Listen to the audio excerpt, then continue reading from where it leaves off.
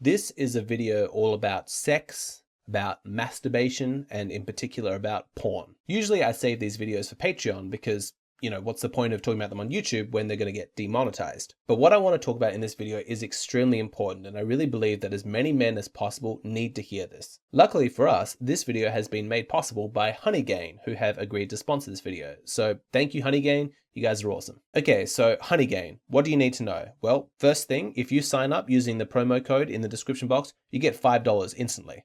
That's pretty cool. Then you download the app. It works on Mac, Windows, and Android, and the app sits there in the background and generates passive income for you. Honeygain is like Airbnb for your internet connection. So the app just sits there. You don't need to do anything and you get financially compensated. Now, don't expect to make a fortune, but over time it does add up. It's probably enough to give you free Netflix. The app is completely safe. It doesn't collect any data. There are thousands of positive reviews and proof of payment on the internet. They've been endorsed by Trustpilot and they're helping out this channel, which is awesome. So check out Honeygain. There's a link in the description box below. Okay, to start off today's video, I want to read you 3 comments from women who are talking about the impact that their boyfriend's addiction to pornography had on their sexual relationship. This is comment number 1. Most of my boyfriends were porn addicts. When I was 14, my first ever boyfriend tried to pressure me to do some of the things he saw in porn. I told him I wasn't ready to lose my virginity, so he tried to coerce me into anal, blowjobs, him coming on my face, titty fucking, and other weird porny shit I had never even heard of. He would get all annoyed with me, you'll still be a virgin. Meanwhile, I just wanted to hold hands and maybe make out. Normal age-appropriate stuff for teenagers. Whenever we kissed, he would always push further and get straight up angry with me when I didn't want to do more because I wasn't acting like the girls in porn. He would show me porn and be like, this is how people have sex. This is what I want to do. And went on and on and on about how abnormal I was for not wanting to fuck like a paid porn actress. In hindsight, it was absolutely insane how casually he talked about porn and used porn vocab in conversation. He literally categorized women and things like MILF, teen, gangbang, interracial, POV, big tits, small tits, etc. Remember, that's at age 14. All right, this is comment number 2. I'm very glad you posted this. This is real and it's tragic. When I first met my now ex-husband, the first few times we had sex, he was playing porn on the TV. I was 28 and hadn't watched much porn at all and thought it was weird, of course. After a few weeks, I said I didn't feel comfortable with that setup. Imagine being a sexy, fit foreigner and your boyfriend has to have porn on in the background while you fuck. I remember jerking him off and it took so long and so much friction that he got sores on his dick. He was so porn sick. It ended up being a huge point of contention throughout our marriage as I would frequently catch him watching it despite his promises to quit. Usually early in the morning or late at night. I caught him one night jacking off to that show, Girls Gone Wild. He often wanted to do it doggy style, so I imagine he could escape into his world of porn and use me as a fleshlight. It was hard to love this man who objectified me so much and was such a porn addict. I tried so hard to reform him, but it's a tall order and I didn't succeed. It cost us our marriage. And finally, comment number 3. When I was 18, 19, I was dating a guy 10 years older than me. Gross, I know. He was my TA in university too. He literally could not maintain an erection unless he was watching porn. Every time we tried to have sex, he would go flaccid and would have to pause and go watch porn to get hard again. Sometimes he made me watch porn with him and have sex while his eyes were on the screen.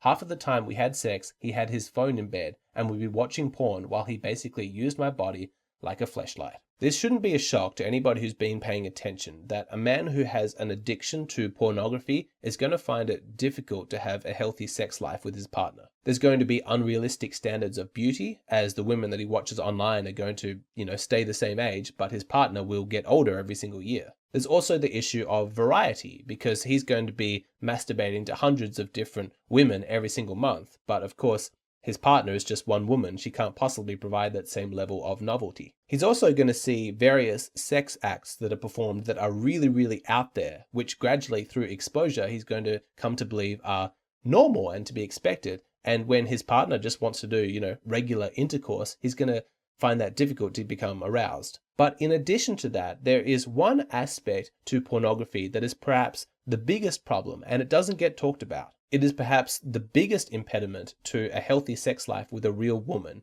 And I would also say that it is probably the biggest category of porn out there. So now you're thinking, what is the biggest category of porn? Is it big tits? Is it lesbians? Is it BDSM? If you zoom out, you'll see that the biggest category, the one that technically all pornography, belongs to this category, is voyeurism. At its core, what is pornography other than watching other people have sex? Now, perhaps there are a few exceptions, guys who film themselves with real partners and then masturbate to themselves, making love. But for the most part, that is the exception. It's not the rule. Mostly guys are masturbating, watching other people having sex. Now you might be thinking, okay, what's the big deal? Of course, you're watching other people have sex. But take a moment and actually consider how strange that is.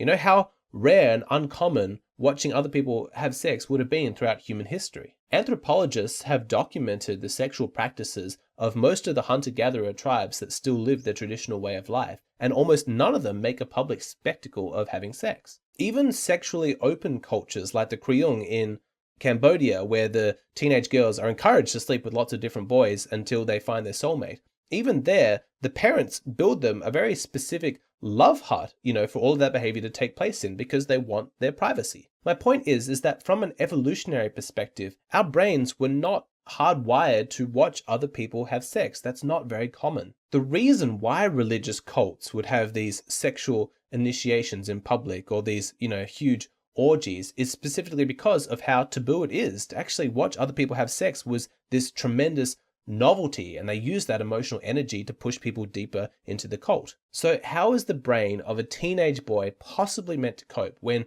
none of his ancestors ever watched other people have sex, and yet he has access to endless variety and novelty of people fucking on the internet? The answer is that he doesn't cope. It messes him up. It rewires him sexually. And, basically every guy who has grown up watching pornography is de facto a sexual voyeur now. Now, for you young guys who grew up with high-speed internet and, access to all of this porn, you might not think that this is that strange because it's all that you've known. But for you older guys, you're probably in a position to actually appreciate how much internet pornography changed your sexuality. Think back to when you were a teenager and you didn't have access to porn. Well, what would you do when you wanted to, arouse yourself so you could masturbate? You used your imagination. Now that's really important. It's significant because when you're masturbating, you're imagining a scenario that involves you.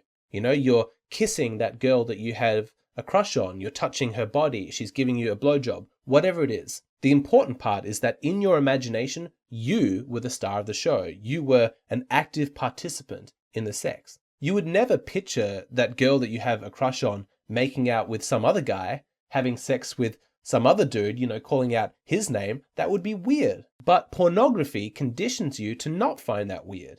You get turned on by sexual scenarios that you're not a part of. And over time, this constant exposure means that the brain rewires itself so that this sexuality based on voyeurism becomes the new normal. Sexuality is like that. It's very fluid. It can change and morph. Like, just think of your own personal experience. Think about what turned you on when you first hit puberty, and then ask yourself if your kinks and fetishes, like the things that turn you on now, are identical or if you've noticed a change over the years. But now, what about the implications? If through thousands of self-pleasuring sessions where you're watching other people have sex, your brain has been conditioned to think that that is what is normal, what are you going to do when you're actually face to face with a real woman? You mean we're not just going to watch other people have sex? You mean I need to do it? I need to be an active participant? I can't do that. I have not prepared for that. This is how you end up with scenarios like the women in those comments at the beginning of the video talked about. There was that one guy who kept losing his erection during sex, and he had to pause so he could go and watch pornography to get hard again and then come and return to his partner. Or there was that other guy who had to actually be watching porn while having sex with his partner. That's crazy. There is a naked woman right there with you, wanting to have sex with you, and that's not enough. You have to be looking at some computer screen at the same time. That's messed up. If you get to that stage, you are in big trouble. Now, obviously that is extreme, but I have done a number of consultations with guys who report minor versions of these problems, and you need to be paying attention. You've got to take that seriously, because what's a minor problem now, if you continue down that path, is only going to get worse and worse. As embarrassing as it is for you, it's also just not fair to your female partner. Like, I have a huge amount of compassion for the women who have to deal with this. I've spoken to women in my social circle who tell me these horrific stories of men who are so addicted to porn that they pressure them to try and recreate the scenes that they've seen in pornography. In order to be aroused, they have to make the real world sex as much as possible like what they've seen on the screen. Often the women found the requests demeaning, and it is insulting and disrespectful to ask your partner to basically be an understudy and to try and reenact the behavior that you saw another woman do. She's there to have sex with you. She wants to be your partner. She doesn't want to be some stand-in for some porn girl that you jacked off to. Now, I want to be clear here. I'm not kink shaming anybody. I'm not saying that you can't explore your sexuality and use pornography as an inspiration. I'm just pointing out the damage that this voyeuristic conditioning does to a healthy man's libido. Conditioning that is so strong that it gets to the point where you feel as though being an active participant in sex is weird and not normal, because that's how much your brain thinks that your sexuality means being a voyeur. Like, if you've gotten to that point, that's big trouble. Something's got to change. Now, there are some men in my audience who probably consume pornography, but they're not addicted to it, and it really has no impact on their sex life. That's great. Good for you. I'm glad that you've got it under control, and I'm not looking to create problems where there aren't any. If it's not impacting your sex life, don't worry about it. But for those guys who are listening to this and they're thinking, damn, this is hitting close to home, let's talk about what you can do to change this. When it comes to issues like premature ejaculation or erectile dysfunction, there can actually be physical causes. You know, it could be medically induced, but before you start going down that route, first of all, just try cutting off the porn. Give your brain a break. Just let it reset for a bit. You know, allow yourself to rediscover what your sexuality would have been like had it not been for the heavy conditioning of internet pornography. And when you masturbate, use your imagination. Think of sexual scenarios that involve you. You have got to break this conditioning of voyeurism that makes you a stranger in your own sexuality. You've got to make yourself the star again. Now, some people might say, shouldn't you give up masturbation altogether and only have sex? I don't recommend this. I've done numerous videos on my Patreon talking about the health benefits of masturbation, physically and psychologically. I think that it is really, really important that you don't feel shame about your sexuality. And so when it comes to things like NoFap, I make a big distinction between pornography consumption and masturbation. I am sorry that this isn't a topic that I cover more often on my YouTube channel. That is the soft censorship of demonetization at work. You know, it's hard to be motivated to create a video when you know it's not going to make you any money at all, and it takes up a valuable upload slot that could be financially profitable. But NoFap, porn, masturbation, these are extremely important topics, which is why I cover them on my Patreon page. Speaking of which, how much ambition should a man have? How do you date a woman who has slept with more people than you have? And should you talk about politics with women?